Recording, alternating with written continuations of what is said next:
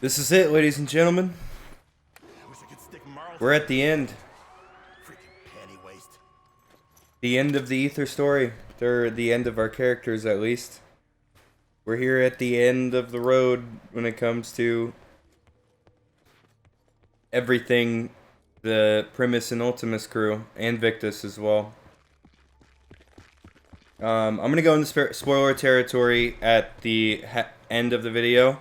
I will give a warning about that, so you can click away if you haven't seen the ending of the story yet. But here's my review of Tag Der Toten. So, Tag Der Toten is the final Aether storyline map, at least for now. And it's the final DLC Zombies map for Black Ops 4 until further notice. We don't know if there's going to be a Season 2, but for Season 1, this is the last one. And it concludes the entire Aether storyline. It's pretty much, if you guys don't know, it's pretty much a remake of Call of the Dead. It's actually expanded upon as well. Again, it feels like an original map. Even though, yeah, it is a remake of Call of the Dead from Black Ops 1. It feels like an original experience. It feels like an original map. It's beautiful. It plays very well. The aesthetic is amazing. I love the lighting. I love the mechanics of it. The Wonderwaff, Golden Pack-a-Punch, Elemental Thunder Guns. I'm not a fan on how you get the Thunder Guns at all, to be honest with you. But you can get a free one. You can get a free specific. The Tundra Gun, you can get a free one. I don't know about the other elements that you can get, but I know about the Tundra Gun you can get for free by doing an Easter egg. And you can also get the Wonderwaff Sniper for free. But you also gotta get out of the box. I thought there was gonna be like a way to craft them, like unless we haven't found them yet. I thought there was gonna be a way to craft them and like be able to get one for like all your teammates for free, like how they did with Alpha Omega.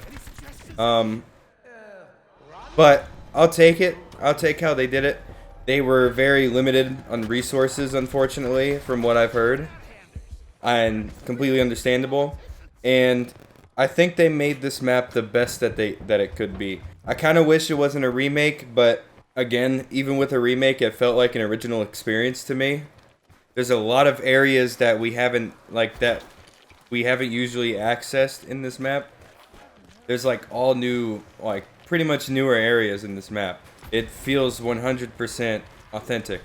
So, really, I don't have many flaws with this map except for how you get the Wonderwaff Sniper, but Wonderwaff Sniper and the Thunder Gun. The dynamite can be a little bit tedious. I don't like the electrical zombies at all. The challenges are really cool. I'm really glad that you only got to do 2 of them for the Easter egg. The Easter egg in itself is pretty easy. I feel like the shooting the red orb thing step is a bit tedious, and the boss fight is kind of cool, to be honest. I'm not a fan of the big old red filter, but that's pretty much my in general review of the map. Where I really want to talk about in this video is the ending. So, in general, I love this map. I don't know if it's the best one yet, but if you're a fan of Call of the Dead, I think you're going to like this map. I really like the expansion that they did, where you can take the zip line into the cliff and the facility. The facility didn't feel too important to me, to be honest, but it was there, and it was a cool expansion to see, because that gave us more of a story on where did they refine the element 115, and that's where they explained it there, which is really cool. So I really like that expansion. Again, I love this map. It's yet another great map and a fantastic map to end it on. I wish we were kind of like at a Great War setting, but I'll take this instead. It's amazing. I like it a lot, and I think it's a good way to end. Especially with the Victus crew. I'm actually pretty glad we got to play as the Victus crew in this map, because like our regular crew that we usually play, they're off taking their break. They did what they needed to do. All the Victus crew has to do is do what they need to do. All around, it's an amazing map. I highly recommend you get it. If you do have the Black Ops Pass, I highly recommend you try it out. So, anyways, now, spoiler warning. Big fat spoiler warning. I don't know how much text I'm gonna put on the screen, but spoiler warning everywhere. We're gonna be talking about the ending cutscene. The ending cutscene is about 7 minutes long. I think the longest cutscene we've had, and for good reason.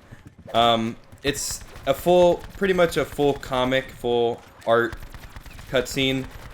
I wasn't too fond of that, but I think it actually kind of fit, to be honest.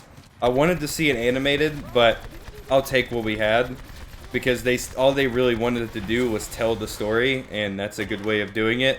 So I like how they handled it. So this is not the ending I wanted, but is the ending I expected, and it's the ending I think they had to end it. It's one of those endings to where you didn't want it to happen, but it had to happen. It also told a fantastic message of Nikolai being them being real soldiers. If you guys don't know, all our characters die. Our characters are the cause of the entire universe shattering, the entire universe mixing, and in order for it to be all resolved, the characters have to die. So Nikolai poisons the crew except for Ultimus Richthofen, because Ultimus Richthofen had to talk to the Victus crew. Yeah, after he does that and he does the thing that the Victus crew needs to do, Nikolai shoots him in the head, because they all need to be dead. And then Nikolai hands Samantha the gun, and Samantha has to shoot him, and then Samantha and Eddie walk off into the distance. But what I didn't really say is, like, they explained everything in the cutscene. They explained all the stuff, why they had to do it like this, the Chronorium, what did the Chronorium tell Nikolai? That answered our question. And it's the ending we needed. It's the ending that the story needed. And take it as you will. It's bittersweet too, because I don't know if we're ever gonna see these characters ever again.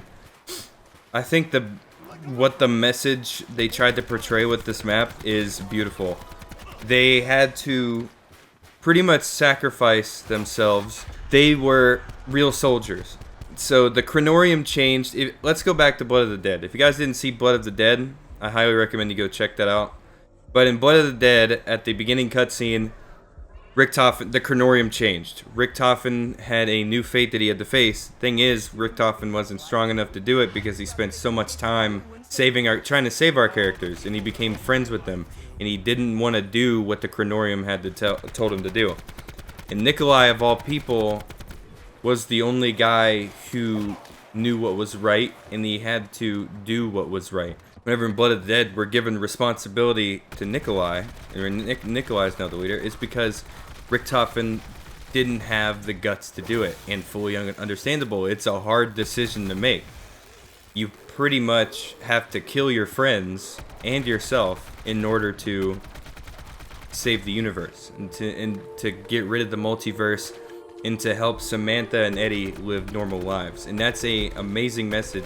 Sometimes you just have to make a hard decision, and for the benefit of others. And it was a non-selfish way of doing it, and I think Treyarch gave the perfect ending.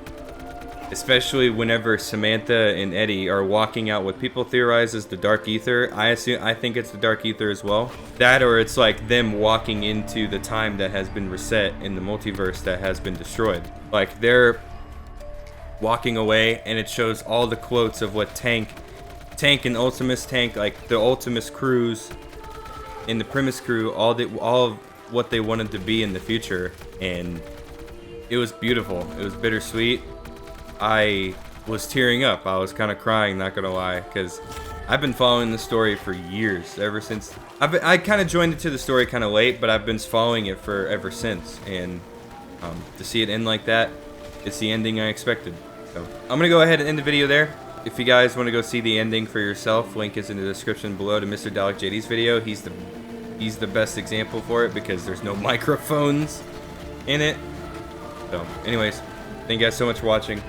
If you did, make sure to leave a like, make sure to subscribe if you're brand new to the channel, and comment what you thought of Tag Der Toten. Love you guys. Have a great day.